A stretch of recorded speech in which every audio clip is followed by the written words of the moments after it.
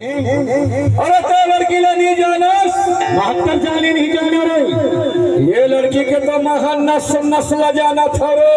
अरे जाना था रे बाबू, पक्का जरूर जाना था रे। जाना था रे, खुदरी ले छोड़ के ना और महली झिरना वाला थे रे। पूरा घर जमाई गोला थे रे। इखरे तो कहा था बाबू। अच्छा बता दो काम ले तो बता। अरे भैया ले लहंगा खींच लेते हैं रे।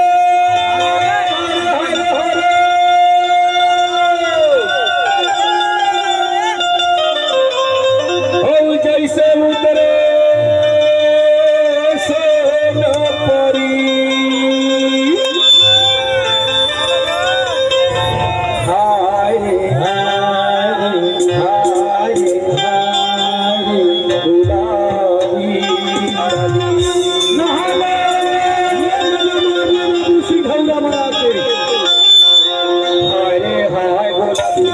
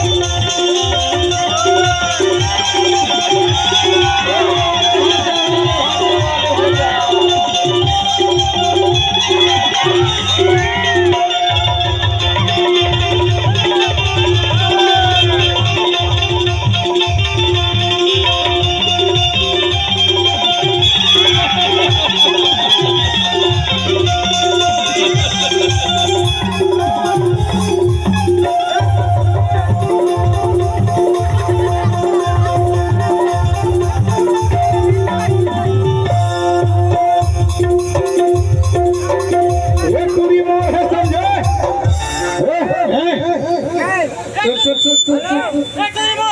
अरे मोर है